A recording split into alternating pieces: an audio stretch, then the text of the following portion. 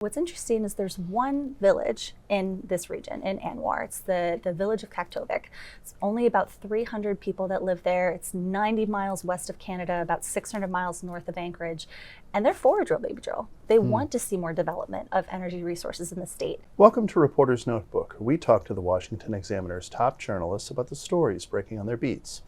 I'm Jim Antle, and I'm joined today by energy and environment reporter Callie Patteson. And Callie, OPEC has had something interesting to say about peak oil demand. What was it? Yeah, definitely. So today, OPEC released their world oil outlook. They release this annually. And surprisingly, they've said that there's no peak oil in sight.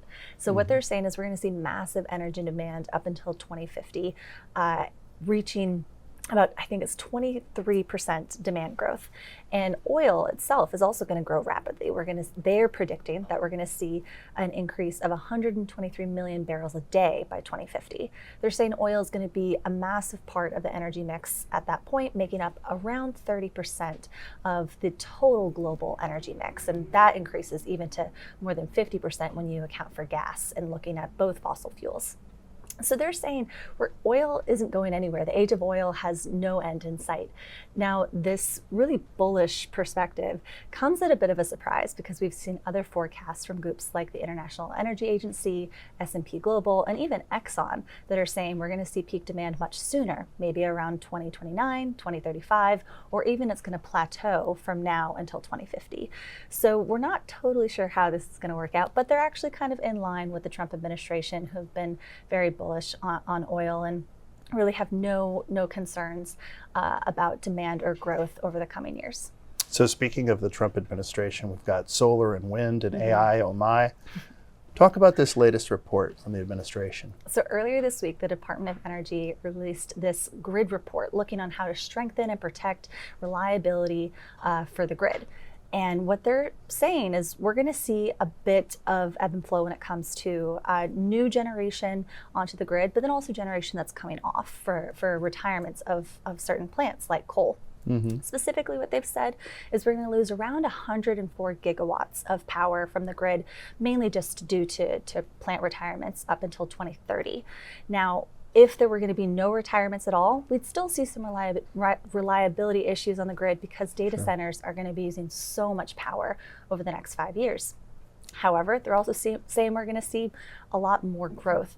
And they've predicted that we're going to see over 200 gigawatts worth of power added to the grid by 2030. But they're not happy about that, which is a little surprising because they're saying only 22 gigawatts of that total 200 is this firm baseload power. And so for them, that's oil, that's natural gas, that's coal, that's nuclear. And so they want to see more of that. So 22 out of 200 isn't a lot. Around 150 of that is actually solar and wind, these intermittent sources. And so while this is massive growth for the renewable industry, the Department of Energy and the Trump administration are saying this is the wrong type of energy to solve this reliability issue. They don't want us to rely on wind and solar to meet AI demands, to meet data center demands, and they want to see more of that baseload power growth, whether that's from keeping plants from closing or building new plants from the ground up. We're going to see that develop over the coming months and years.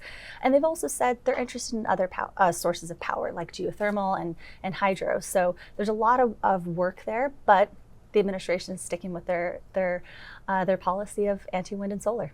And so another policy they're sticking to is drill, baby, drill, and maybe some of that is unfolding in unlikely places? Definitely. So Alaska has been at the center of the administration's attention over the last couple of months, and specifically the North Slope of Alaska. This is the northern tip of the state, and they're looking at two primary areas, the National Petroleum Reserve of Alaska and the Arctic National Wildlife Refuge. Now, Anwar is pretty special because there was no drilling permitted in this area up until 2017 when Congress officially allowed drilling to take place. Big lightning rod for a lot of years. Absolutely. Yeah. But even still then, we haven't really seen any drilling happen in this area. It's mainly been in the MPRA and just outside of Anwar. There's been a lot of back and forth between administrations on that, and there's environmental concerns, there's health concerns. But what's interesting is there's one village in this region, in Anwar. It's the village of Kaktovik. It's only about 300 people that live there. It's 90 miles west of Canada, about 600 miles north of Anchorage, and they're for a drill baby drill. They want to see more development of energy resources in the state. The reason being is they rely so heavily on taxation from resource development in the state. Around 95% of the North Slope's borough budget relies on taxation on oil and gas development.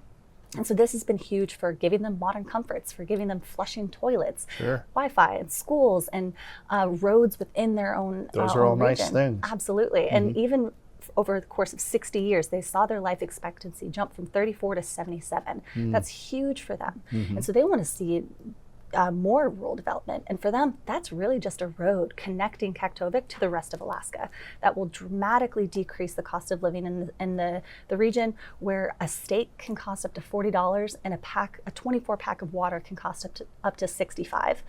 Wow. Now, there's other native villages in the North Slope, more in the MPRA region, that do have concerns about more increased drilling. Of course, they've seen projects like the Willow Project create ice roads that they say have separated caribou populations and migration patterns. They also say, these oil well blowouts have caused emission clouds to come over their villages and lead to respiratory distress for some of the residents.